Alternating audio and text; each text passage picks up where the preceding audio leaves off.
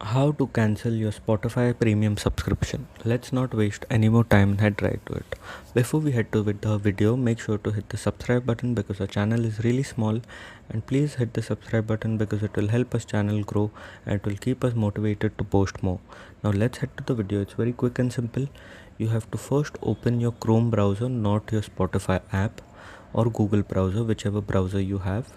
Once you open it, you have to search for spotify.com and this page will open. Once you open it, you have to log in your account through your email or phone number, however you have logged in.